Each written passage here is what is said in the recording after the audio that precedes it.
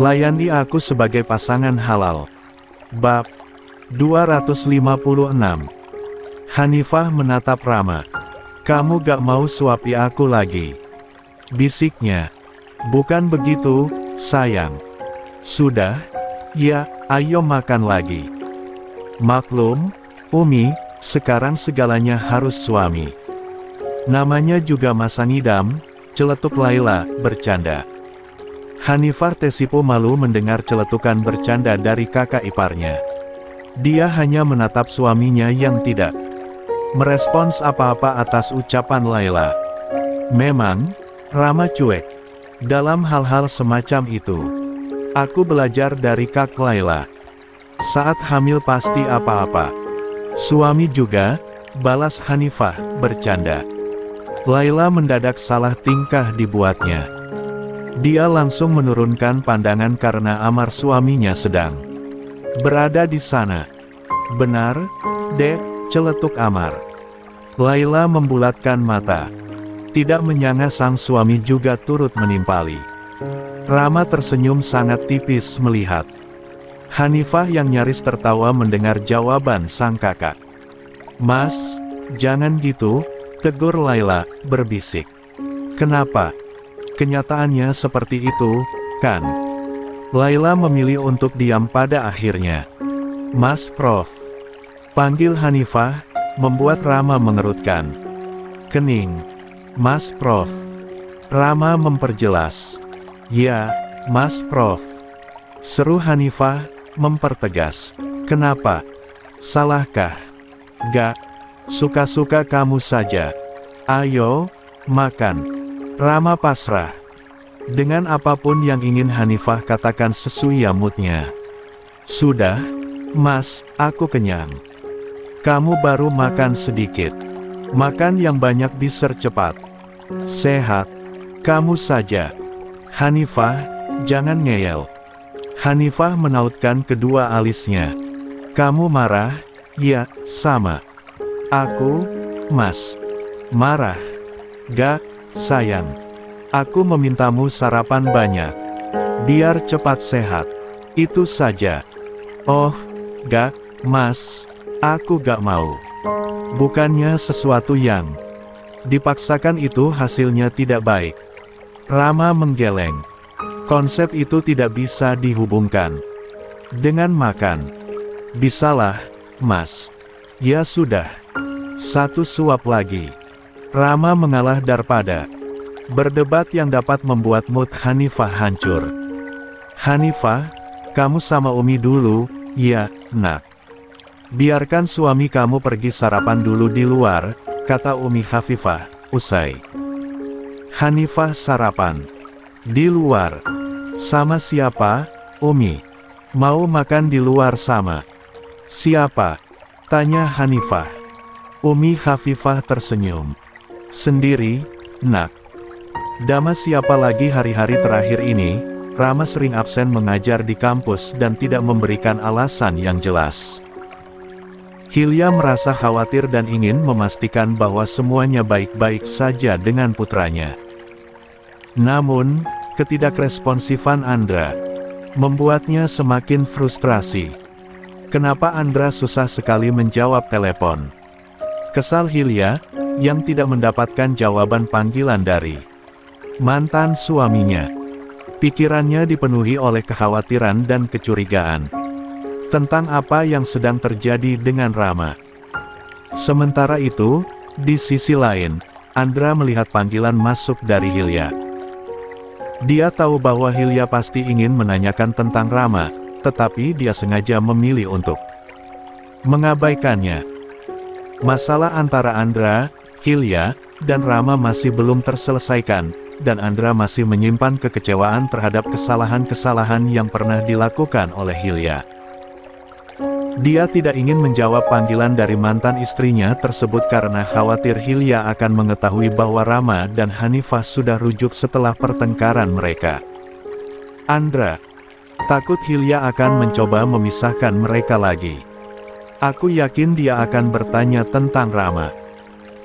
Jangan sampai Hilya tahu kalau Rama dan Hanifah sudah rujuk karena dia bisa saja memisahkan mereka lagi, kata Andra, seraya menatap ponselnya yang terus berdering karena panggilan. Masuk dari Hilya. Dia merasa sangat malas jika harus menjawab panggilan tersebut dan menghadapi kemarahan Hilya. Dia memilih tetap diam dan mempertahankan keputusannya untuk tidak memberitahu Hilya tentang hubungan Rama dan Hanifah yang telah berbaikan. Tiba-tiba, Andra berdiri dari kursinya. Dia merasa bahwa dia perlu mengambil langkah drastis untuk menghindari pertengkaran lebih lanjut. Dengan hati-hati, dia meninggalkan ponselnya di meja kerjanya dan memutuskan untuk pergi keluar sejenak. Dia merasa perlu waktu untuk merenung dan mencari cara terbaik untuk menghadapi situasi ini. Sementara itu, di kediaman Hilya, suasana semakin tegang. Hilya merasa semakin kesal dan frustrasi karena Andra sama sekali tidak merespons panggilannya.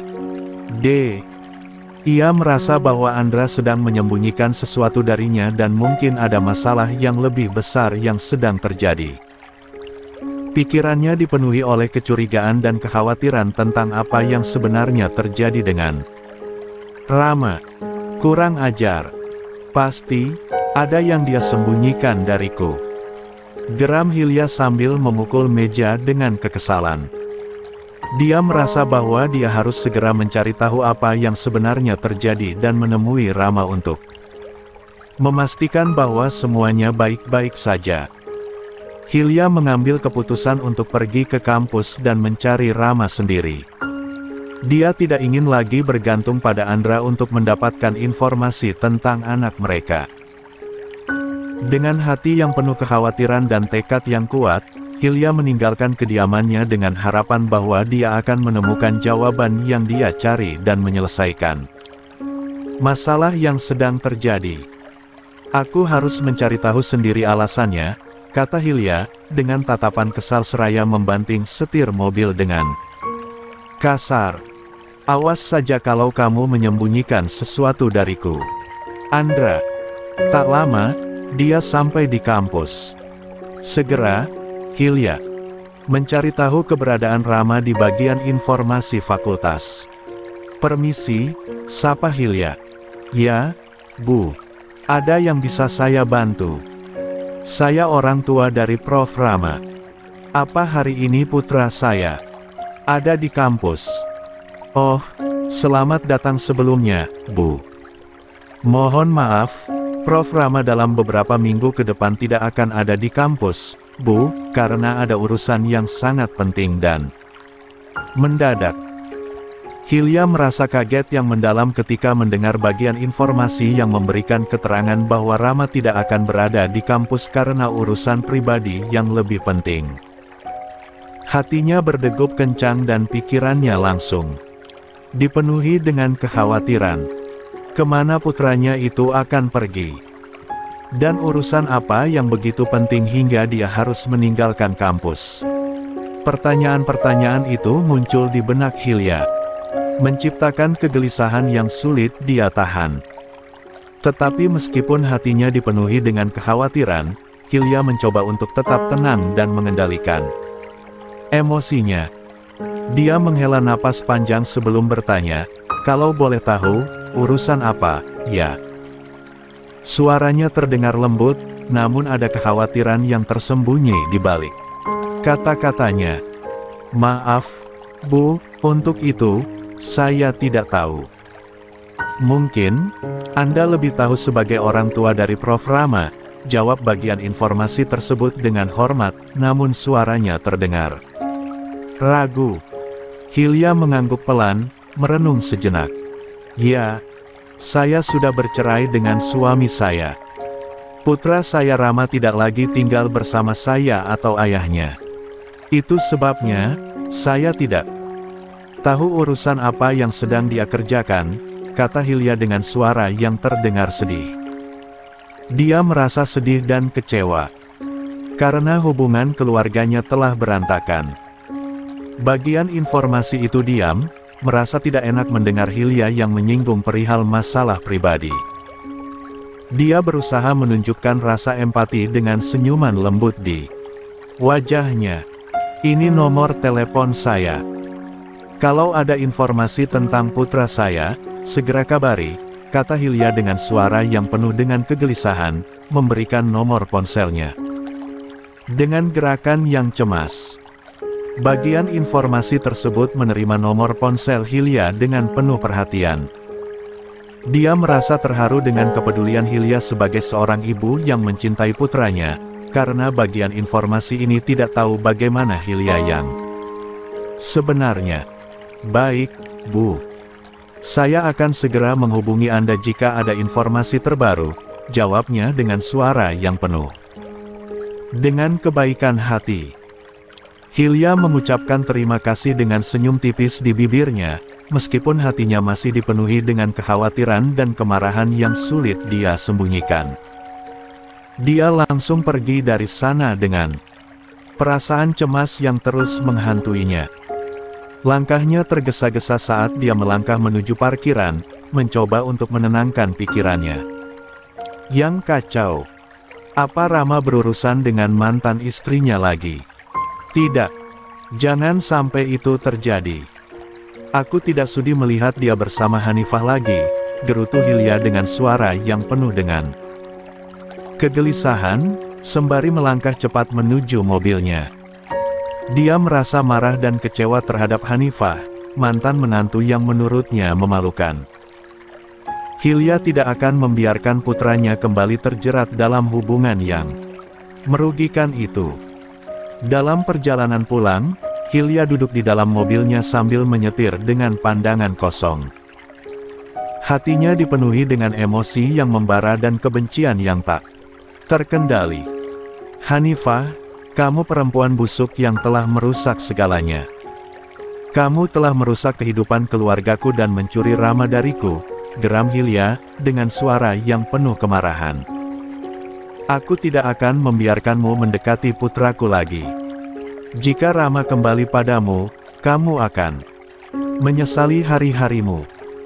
Dalam kegelisahan dan amarahnya, Hilya membayangkan berbagai skenario jahat yang bisa dia lakukan kepada Hanifah.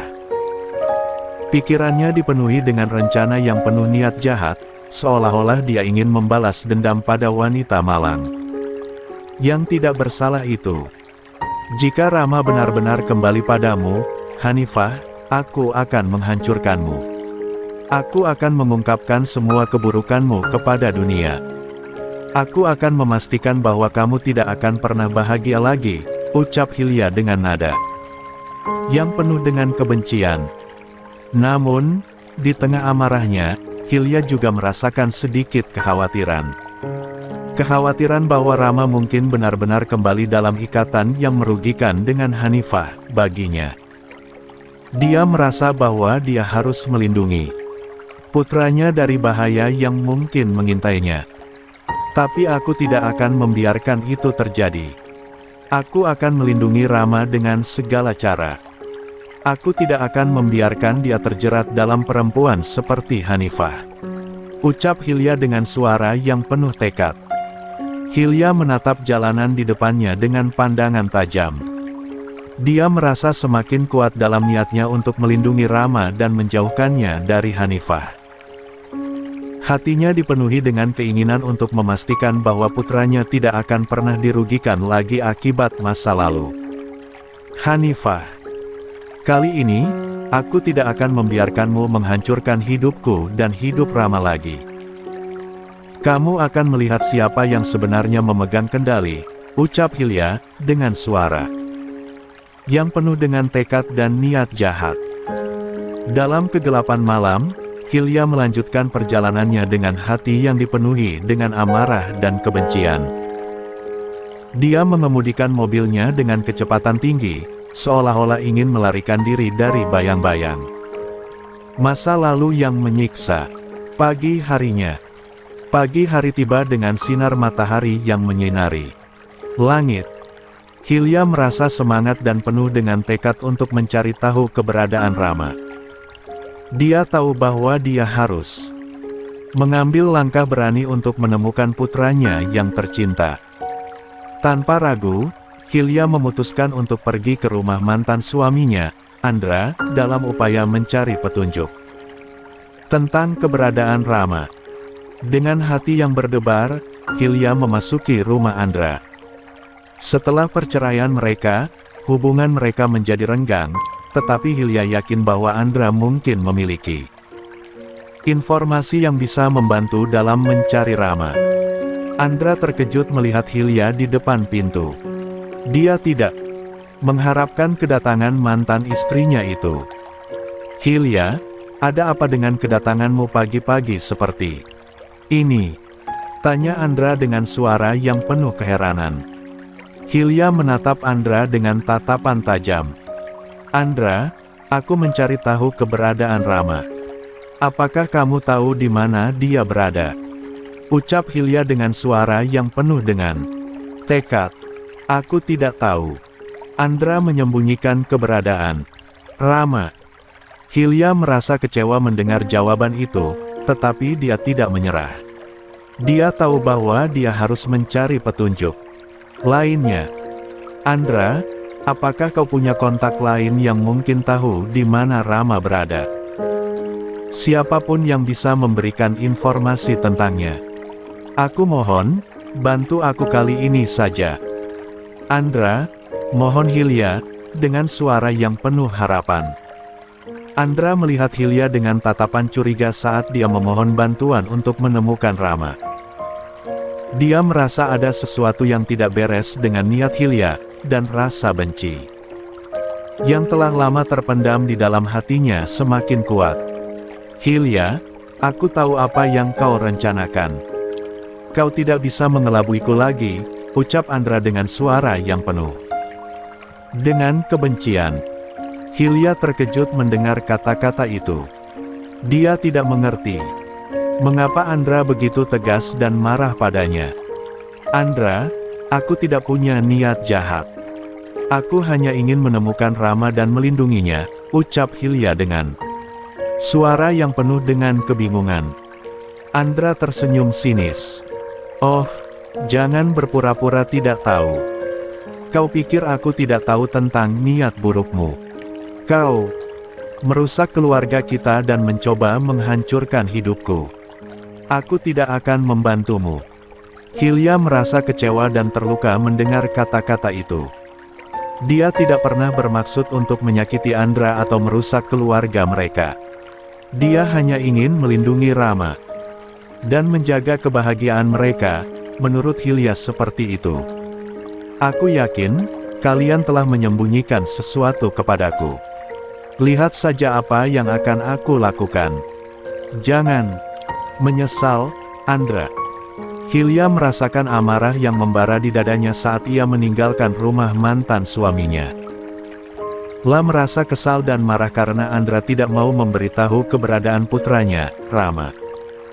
Hilya merasa bahwa tidak hanya Andra yang berhak atas Rama, tetapi juga dirinya sebagai ibu kandung. Dia pikir, hanya dia yang berhak atas Rama. "Enak saja. Rama juga putraku. Aku berhak atasnya." Hilya memomel dengan perasaan kesal sambil berjalan menuju mobilnya. Langkahnya cepat dan marah yang memenuhi hatinya, membuatnya tidak sabar untuk menemui putranya. Hilya membuka pintu mobil dengan kasar dan membanting setir mobilnya dengan kasar. Ia mengendarai mobilnya dengan kecepatan tinggi, mencerminkan amarah yang semakin memuncak di dalam dirinya. Rasanya seperti api yang menyala di dadanya, membara dan ingin segera menyelesaikan masalah ini.